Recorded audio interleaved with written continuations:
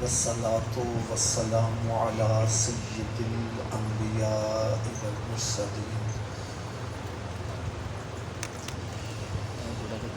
اما بعد فاعوذ باللہ من الشیطان الرجیم بسم اللہ الرحمن الرحیم وبالوالدین احسانا صدق اللہ العظیم وصدق رسولہ النبی الکریم الامین۔ پیارے اسلام بھائیوں، پیارے آقا حضرت محمد مصطفیٰ صلی اللہ تعالی علیہ وسلم نے ارشاد فرمایا کہ جو میرا امتی روزانہ 1000 مرتبہ، کتنی مرتبہ جی؟ جو میرا امتی روزانہ 1000 مرتبہ مجھ پر درود پاک پڑھتا ہے تو وہ بندہ اتنی دیر تک نہیں مرے گا جتنی دیر تک اپنا مقام جنت میں نہ دیکھ لے۔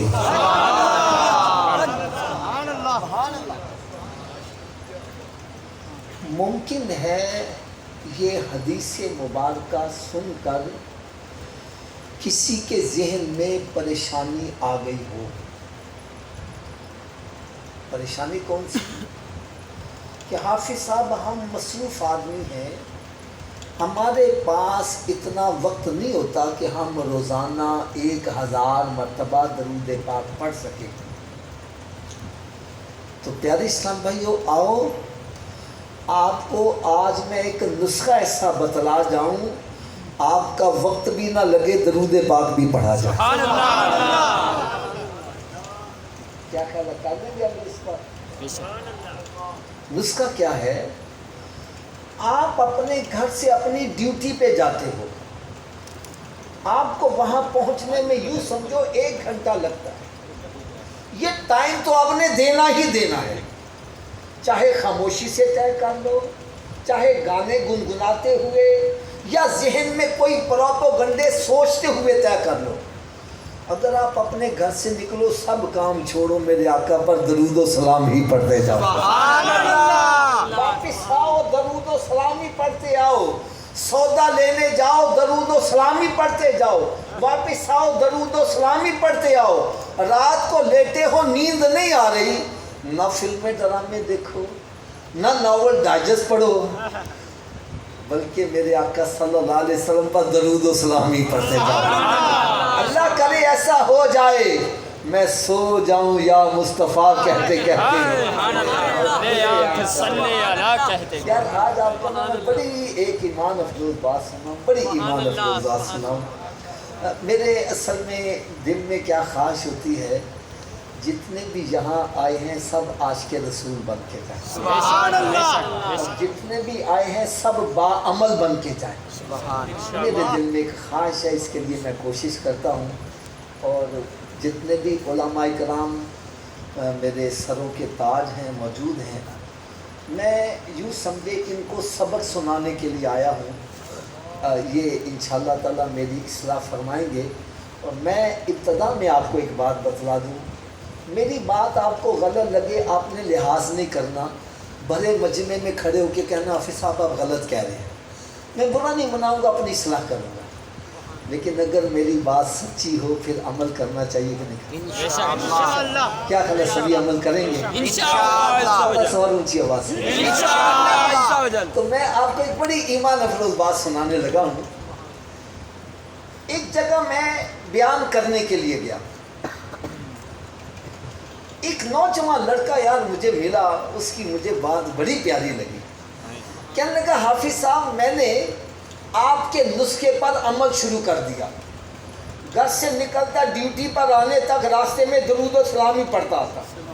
پھر کہنے لگا میں کارپینٹر ہوں، تنخواہ، ہاتھ سے کام کرتا رہتا، زبان سے درود پاک ہی پڑھتا رہتا۔ سبحان اللہ، سبحان اللہ۔ کہنے لگا مجھے درود پاک پڑھنے میں اتنا لطف آیا، اتنا مزہ آیا کہ میں نے دوست احباب سے مذاق مسخری فضول گوئی چھوڑ دی، وہ وقت بھی میں نے درود پاک کو دے دیا۔ سبحان اللہ۔ پھر کہنے لگا مجھے مزید مزہ آیا، تو میں نے تاش، شطرنج، اڈی کھڈا، 12 ٹینی، لڈو گیمیں کھیلنا چھوڑ دی، وہ وقت بھی درود پاک کو دے دیا۔ پھر کہنے کا مجھے مزید مزہ آیا تو میں نے فلمیں ڈرامے چھوڑ دی، وہ وقت بھی درود پاک کو دے دیا۔ کہنے کا حافظ صاحب ابھی چند دن گزرے مجھے سونے آقا کا دیدار بھی نصیب ہو گیا۔ نعرہ تکبیر، نعرہ رسالت، نعرہ تحقیق، عظمت و شان مصطفیٰ۔ ایک حدیث پاک اور سناؤں گا، پھر اپنے موضوع کی طرف ہم چلیں گے۔ پیارے اسلام بھائیوں، آپ کے اس علاقے میں جو افراد رہ رہے ہیں، اگر ان میں سے کسی کے پاس دولت زیادہ آ جائے یا عہدہ بڑا مل جائے، پریزیڈنٹ آف پاکستان ہی بن جائے، پھر وہ اس علاقے میں رہنا پسند ہو نہیں، کسی بڑی سوسائٹی میں چلا جائے گا۔ پھر ایک وقت آئے گا وہ غریب آدمی سے ملاقات کرنا بھی پسند نہیں کرے۔ اب کوئی اس کے قریب ہونا چلو، کہتا ہے میرے لیول کے بنو پھر میرے پاس آؤ۔ ہر بندہ اس کے قریب اونچی بولو ذرا، لیکن کروڑوں درود، کروڑوں سلام اس پیارے آقا صلی اللہ علیہ وسلم، جن کو رب تعالیٰ نے عہدہ دیا تو اتنا بڑا کہ رب تعالیٰ کے بعد اگر کوئی بزرگ ہستی ہے تو میرے آقا کی ذات اقدس ہے، اور دولت دی تو اتنی کہ خزانوں کی کنجیاں ہی عطا فرما دی، لیکن یہ شرط نہیں لگائی کہ جنت میں میرا پڑوسی بننے کے لیے نبوت کا تاج ہونا چاہیے یا بہت بڑا جاگیردار سرمایہ دار ہوگا پھر وہ میرے قریب ہوگا۔ نہیں، شرط لگائی تو کیا لگائی، سنو ذرا۔ فرمایا تم غریب ہو یا امیر ہو، بادشاہ ہو یا فقیر ہو، تخت و تاج کے مالک ہو یا فٹ پاتھ پر رہنے والے ہو، اگر جنت میں میرا قرب چاہتے ہو تو غور سے سنو، دنیا کے اندر میرا امتی جتنا زیادہ مجھ پر درود پڑے گا جنت میں اتنا ہی میرے قریب ہوتا چلا جائے۔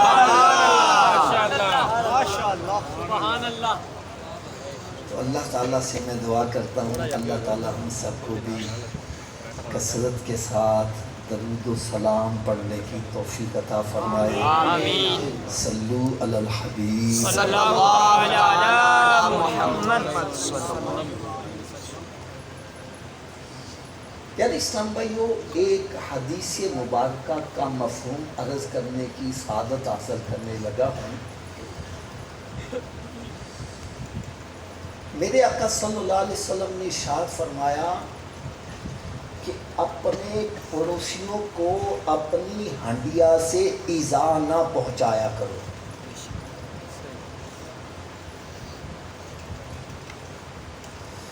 اپنی ہنڈیا سے اپنے پڑوسیوں کو تکلیف نہ پہنچایا کرو۔ اس کا کیا مطلب ہے؟ میرے پاس چند پیسے ہیں، میں اپنے گھر میں پلاؤ، زردہ، مرغ متنجن پکا رہا ہوں، اس کی خوشبو میرے پڑوسیوں کے گھر جائے گی، وہ غریب ہیں ان کے دل پر کیا بیتے گی۔ فرمایا اپنی ہنڈیا سے پڑوسیوں کو تکلیف نہ پہنچایا کرو۔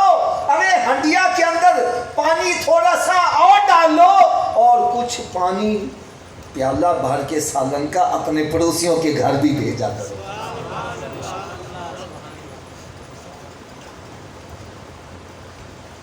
یہاں تک کہ اگر تم کوئی پھل لے کے جا رہے ہو، کیا لے کے جا رہے ہو؟ تو پھل بھی اپنے پڑوسیوں کے گھر بھیجا کرو، اور اگر اتنی استطاعت نہیں کہ پڑوسیوں کے گھر بھیج سکو تو پھر پھل کو چھپا کے لے جایا کرو۔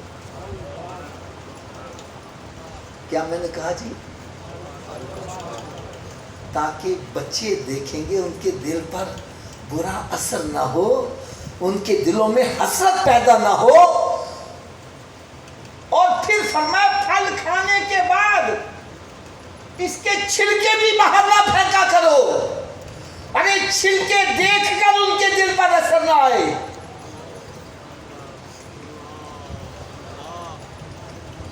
اب میں ہاتھ باندھ کر ایک بات کہنے لگا ہوں، اللہ کرے میری بات یہ دلوں پر چوٹ کر جائے. یار پھل پڑوسیوں کے پاس سے لے کر گزرو گے، ان کے دل پر کیا بیتے گی؟ اور جب تو پھل لے کر باپ کے آگے سے گزر کے جاتا ہے، باپ کے دل پر کیا بیت رہا ہے؟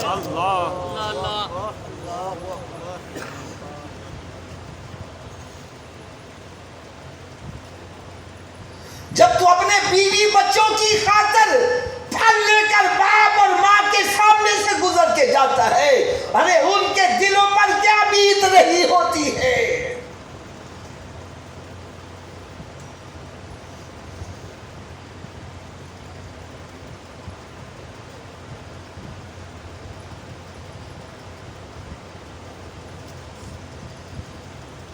میرے آقا صلی اللہ علیہ وسلم نے ارشاد فرمایا، تمہارے ماں باپ تمہارے لیے جنت ہیں اور تمہارے ماں باپ بھی تمہارے لیے جہنم ہیں. فرمایا یہ راضی تو رب راضی، رب راضی تو جنت ہے، اور یہ ناراض ہو گئے تو رب ناراض، رب ناراض تو جہنم ہے. اچھا سب ایک ہوتی ہے بوندا باندی اور ایک ہوتی ہے موسلا دھار بارش، دونوں میں فرق ہوتا ہے کہ نہیں ہوتا؟ بوندا باندی جب ہوتی ہے یہ گلی تر ہو گئی، یہ سامنے والی خشک رہ گئی، یہ تر ہو گئی وہ خشک رہ گئی.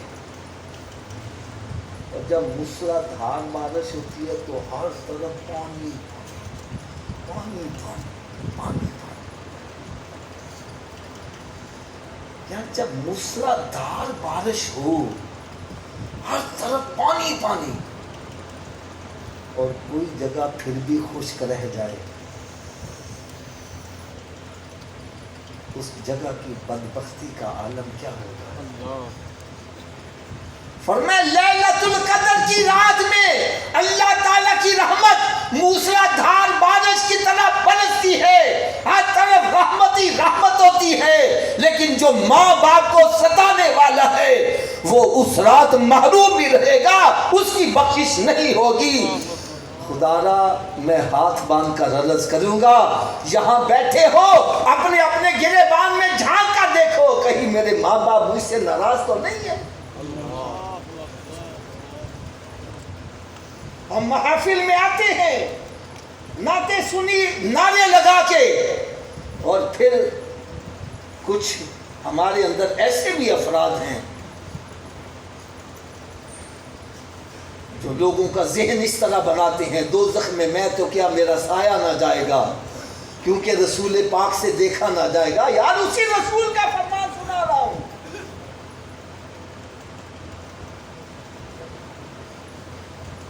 ماں باپ کو ستانے والا جنت میں نہیں جائے گا، قطع رحمی کرنے والا جنت میں نہیں جائے گا.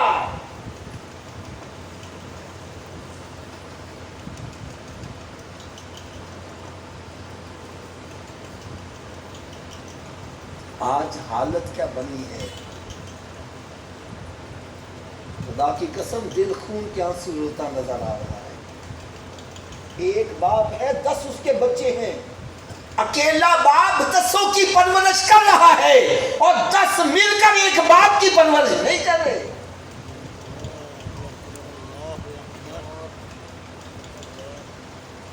اگر باپ نے کسی کے گھر ڈیرا لگا لیا ہے تو شور مچ گیا ہے، جدو ابا آیا وے میرے خرچے بڑے ہو رہے ہیں، میں بچیاں نو پالا کہ پیو نو پالا. اور کسی نے کہہ دیا یار ابا تیرے کو ہوتا ہے ذرا کپڑے تے چنگے پوا دیا کر، کہنا پھر تو لے جا.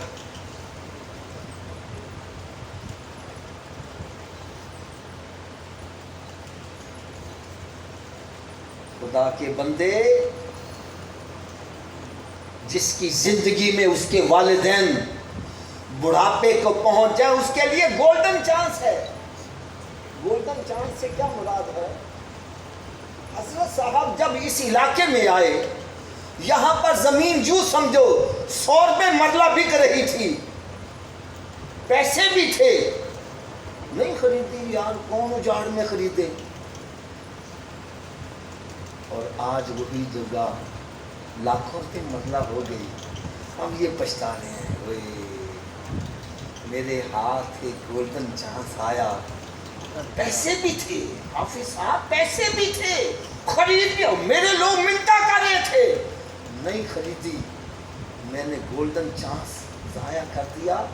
آج اگر خریدی ہوتی تو میں کروڑوں کا مالک ہوتا۔ اس کا مطلب کیا ہوا؟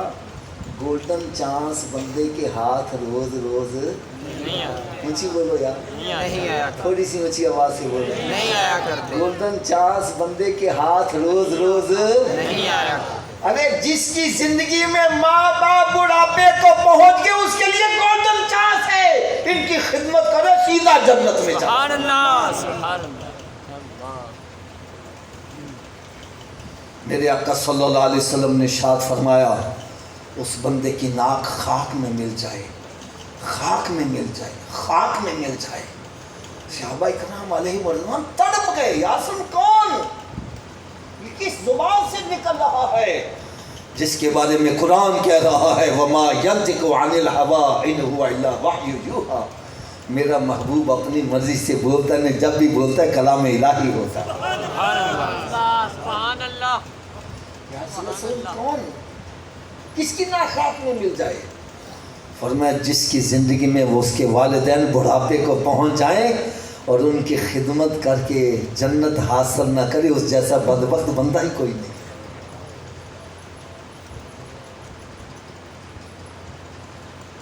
ارے ماں باپ کی خدمت سے انسان کو کیا مقام ملتا ہے، یہ پوچھنا ہے تو حضرت موسیٰ علیہ السلام سے پوچھ کے دیکھو۔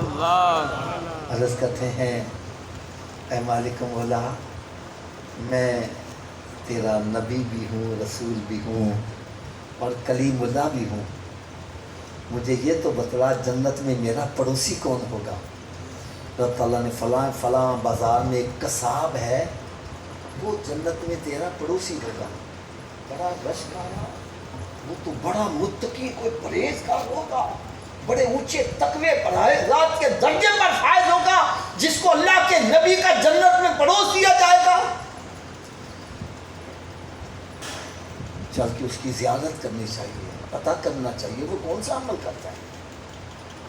ورنہ صبح صبح اس کی دکان پہ چلے گئے، سارا دن بیٹھے، اس نے کوئی چنگا کام نہیں کیا، چھٹی کر کے جب گھر جانے لگا سوچا گھر میں شاید راستے میں کوئی اچھا کام کرے، لیکن راستے میں بھی کوئی چنگا کام نہیں۔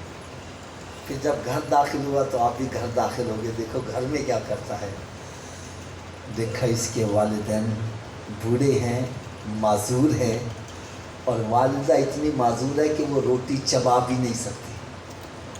اس نے ان کے منہ ہاتھ دھوئے ہیں، کھانا پکا کے اپنے منہ میں لقمہ چبا کے نرم کرتا ہے، پھر ماں کے منہ میں جب ڈالتا ہے وہ لقمہ جب ماں کے حلق سے نیچے اترتا ہے، ماں کہتی ہے پتلا جا، تجھے رب تعالیٰ جنت میں موسیٰ علیہ السلام کا پڑوسی بنائے، سوچا اس کے پلے ککھ بھی نہیں ہے، یہ ماں کی دعا ہے جو اس کو اللہ کے نبی کا پڑوس ہوتا ہے۔ سبحان اللہ، سبحان اللہ۔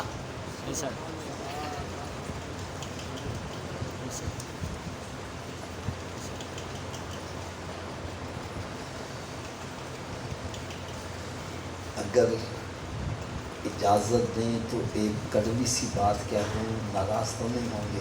سبحان اللہ۔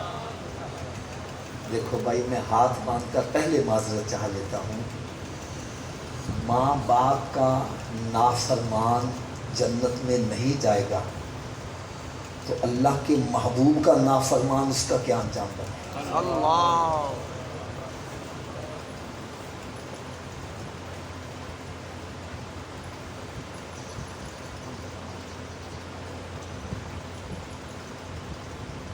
ہم نعت خوانی بڑی شوق سے سنتے ہیں، بڑے جھوم جھوم کے سنتے ہیں، اور پھر کرتے کیا ہیں؟ نعت خوانی سنی، نعرے لگائے، لنگر کھایا، جیسے آئے ویسے اٹھ کے چلے گئے۔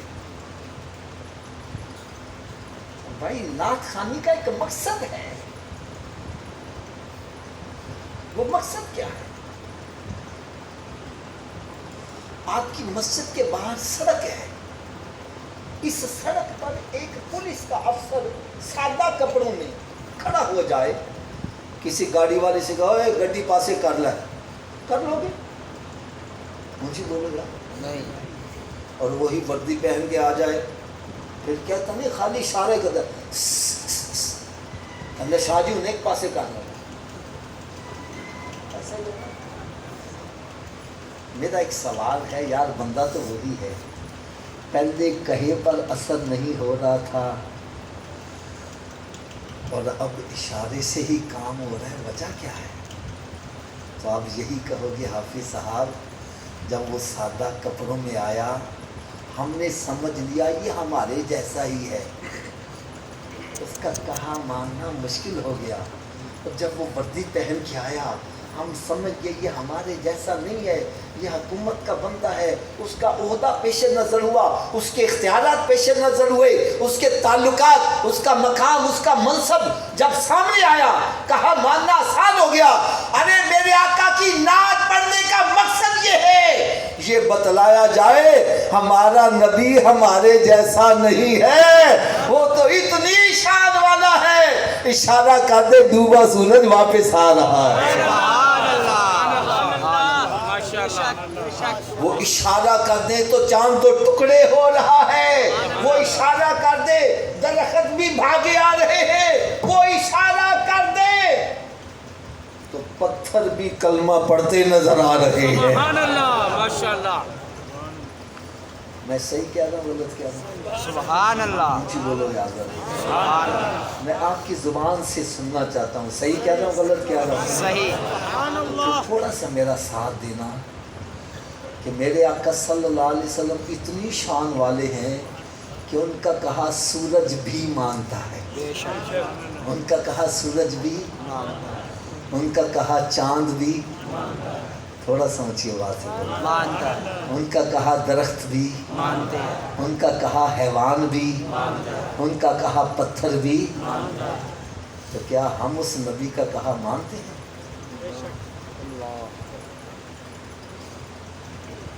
ارے جس نبی کا کہا پتھر مان رہا ہے، ہم مومبتی ہو کے کہا نہیں مان دیا؟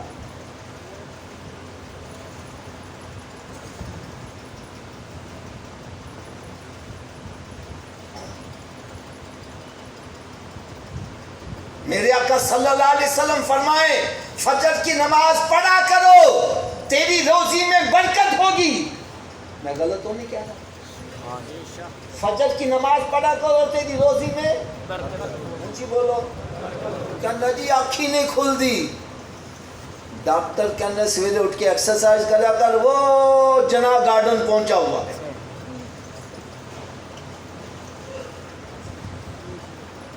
میں پھر اپنی بات ریپیٹ کرنے لگا ہوں، میری بات غلط ہو لحاظ نہیں کرنا، بڑے مجمع کھڑے ہو کے کہو حافظ صاحب غلط کہہ رہے ہو۔ یار ڈاکٹر کے کہے سے آنکھ کھل رہی ہے، نبی کے کہے سے آنکھ نہیں کھل رہی۔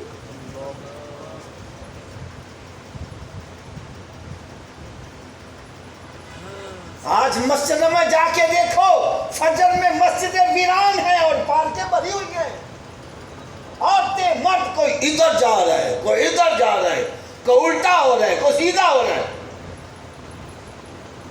ایک تو میں نے پکڑے، میں کہا صفی صاحب تجھے چنگے بلے ہو، تجھے کیوں الٹے ہو رہے ہو؟ مجھے کہنے لگے حافظ صاحب ڈاکٹر نے کہا ہے۔ کس نے کہا ہے؟ ڈاکٹر، کچھ ہی بولو۔ ڈاکٹر، میں ڈاکٹر پاس چلا گیا، میں نے کہا ڈاکٹر صاحب تجھے چنگے بلے میں نے الٹا کیوں کر دیتے؟ مجھے کہنے لگا حافظ صاحب اب مسجد بناتے ہو، مدرسہ بناتے ہو، گھر بناتے ہو، پانی کی ٹینکی اوپر رکھتے ہو کہ نیچے رکھتے ہو؟ جی اوپر رکھتے ہیں۔ کہنے کا کیوں؟ میں نے کہا جی پانی اوپر سے نیچے لانا آسان ہے، نیچے سے اوپر لے جانا مشکل ہے۔ کہنے کا بس پھر سمجھ لو یہ دل جو ہے نا، دل خون کی ٹینکی ہے۔ کون سی ٹینکی ہے؟ اس کے لیے خون نیچے پہنچانا آسان ہے اوپر دماغ تک پہنچانا مشکل ہے. جب ہم بندے کو الٹا کرتے ہیں دماغ نیچے ہو جاتا ہے, دل اوپر ہوتا ہے, بلڈ سرکولیشن دماغ کو ہوتی ہے, بندہ فریش ہو جاتا ہے, اس لیے الٹا کرتے ہیں. میں نے کہا اچھا اس لیے الٹا کرتے. کہنے لگا ہاں.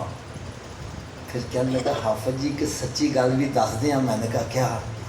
کہنے لگا دماغ کو جتنی بلڈ سرکولیشن سجدے کی حالت میں صحیح ہوتی ہے الٹا لٹکنے سے بھی صحیح ہوتی ہے.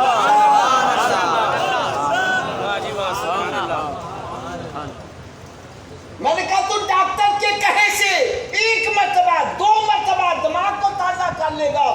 میرے آقا کا غلام بن جا, روزانہ 5 مرتبہ تیرا دماغ تازہ ہوتا رہے.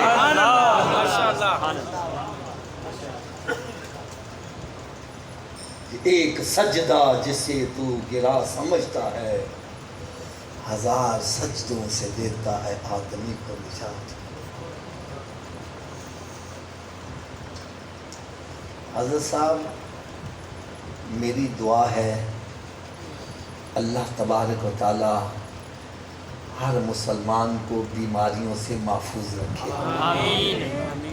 اونچی آواز سے کہہ دو یار آمین. اور جو بیمار ہو چکے ہیں اللہ تعالیٰ ان کو شفائے کاملہ عطا فرمائے.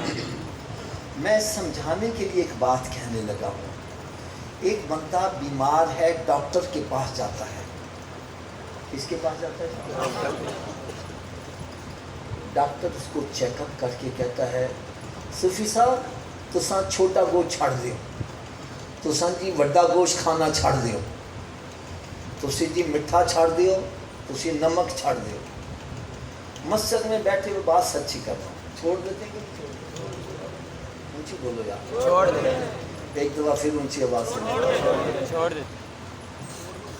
اچھا آپ میں سے کوئی بتلائے گا کہ نمک حلال ہے کہ حرام ہے؟ اونچی بولو یار. حلال ہے. میٹھا حلال, چھوٹا گوشت حلال, بڑا گوشت حلال. یار ڈاکٹر کے کہے سے حلال چھوڑ دیتا ہے, نبی کے کہے سے حرام نہیں چھوڑا.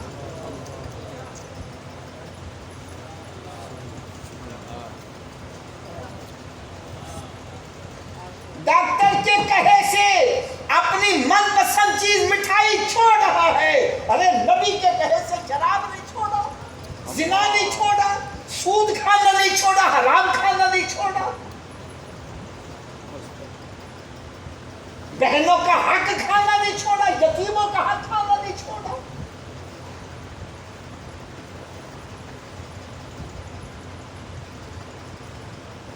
قبضہ کر کے بیٹھا ہوا ہے. ابا جی فوت ہو جان, رشتے دار کٹھے ہو جاندے نے تے بھرا بھیناں نوں پتہ کی کہندا ہے, بہن حصہ چاہیدا کہ بھرا چاہیدا. میں صحیح کہہ رہا ہوں؟ جی بہن نے کہہ دیتا جی حصہ تے رشتے داری ختم, حضرت یہ تہاڈی بہن نہیں لگدی, او چھڈو حافظ جی بہن کا دی جن نے حصہ لے لیا.